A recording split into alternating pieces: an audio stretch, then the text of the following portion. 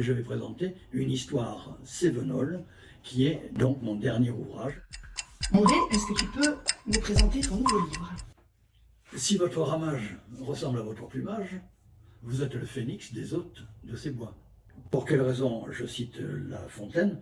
Tout simplement parce qu'il y aura un rapport entre le fond, le ramage, et la forme du livre, le plumage.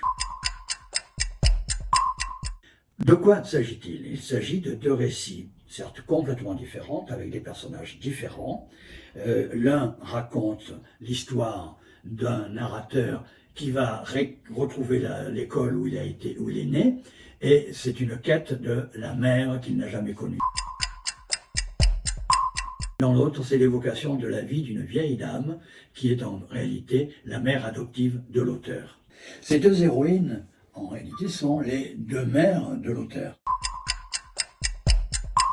Il y a une première mère qui est la mère biologique, bien sûr, et il y a l'autre mère qui est la mère adoptive. Pourquoi les deux mères? Parce que la mère biologique, l'auteur ne l'a pas connue. Et justement, il va partir en quête d'elle, qu'il raconte d'ailleurs du point de vue de la mère et non pas du point de vue de l'enfant.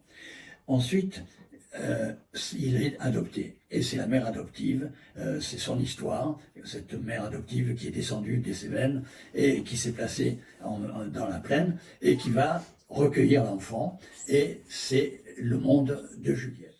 C'est, je crois, la particularité de ces deux récits. Voilà pour le fond. Pour la forme, le ramage, le fond, va rejoindre la forme, le plumage. Pourquoi? Parce que la question que j'avais à l'esprit, c'est comment éviter d'établir une hiérarchie entre ces deux mères, puisque pour moi, elles sont aussi importantes l'une que l'autre, bien entendu.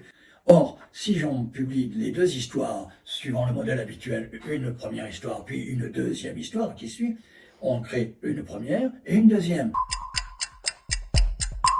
La solution, on l'a trouvée avec la forme. La forme, elle est singulière. J'ai un premier livre, Le monde de Juliette. Première histoire, une histoire cévenole, Le monde de Juliette. Et il suffit, quand j'ai fini de lire ce livre, que je tourne de 180 degrés et j'ai la deuxième histoire, Les années de cendre. De cette manière-là, je n'ai aucune hiérarchie entre les deux. Le fond et la forme se rejoignent.